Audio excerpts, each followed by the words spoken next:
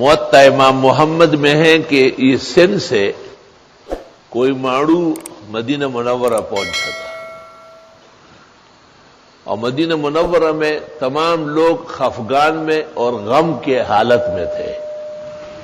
اس سندھی جا رجل من السندھ موطا محمد میں ہے۔ اس نے پوچھا کہ کیا بات ہے، تو لوگوں نے کہا کہ ام المومنین عائشہ بیمار ہے اور بہت زیادہ بیمار ہے، اٹھ بیٹھ نہیں سکتی، اس لیے مدینہ منورہ میں غم کی سی فضا ہے۔ اس کے پاس کوئی عمل تھا، اس نے اپنا وہ عمل کیا اور اس نے کہا کہ ام المومنین پر کسی نے سحر کیا ہے، اور بتایا کہ اس وقت جس نے سحر کیا ہے اس پر کسی بچے نے پیشاب کیا ہے۔ تو ام المومنین کو اطلاع ملی، اس نے اپنی کنیز بریرہ کو کہا کہ جلدی آ جاؤ، کہ کوئی مہمان آئے ہیں۔ تو اس نے کہا میں آتی ہوں، لیکن ایک بچے نے گود میں پیشاب کیا ہے، وہ صاف کر کے آتی ہوں۔ پھر اس سندھی ماڑو نے کہا کہ 3 کنویں ایسے دیکھو جو تینوں سے پانی نکلتا ہو۔ ہمارے منصور بھائی نے اس کو سن کے مزوری آباد میں 3 کنویں کھدوائے اور تینوں کا پانی چل رہا ہے۔ عبد الرحمن ابن عوف اور بڑے بڑے اصحاب فوراً گھوڑوں پہ بیٹھ گئے۔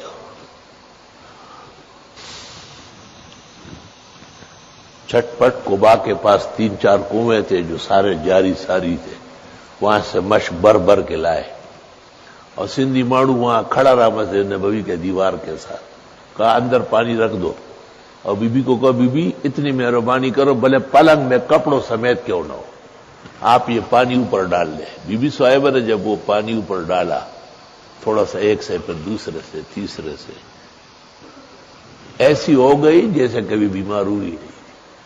لمحوں میں تمام دنیا کا کیپسول، ڈرپ اور انجیکشن اور سارا میڈیکل اس کے سامنے زمین بوس ہے، وہ تو مہینے میں 6 مہینے میں کام کرے گا، یہ لمحوں میں کام ہو جاتا ہے۔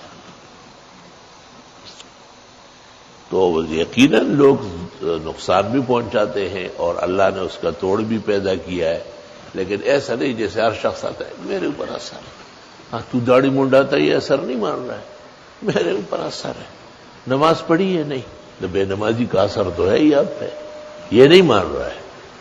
آپ ان کو کہے کالا مرغا لے آؤ، اس کی ایک ٹانگ اوپر ہو ایک نیچے ہو، انڈا الٹا دفنا دے، غلط سلط فضول بکواس۔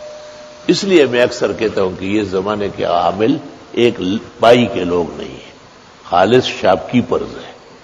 التجار هم الفجار، ان کے پاس رکھا کیا ہے؟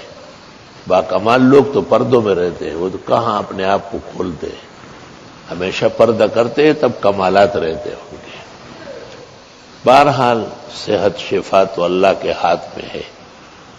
وَنُنَزِّلُ مِنَ الْقُرْآنِ مَا هُوَ شِفَاءٌ وَرَحْمَةٌ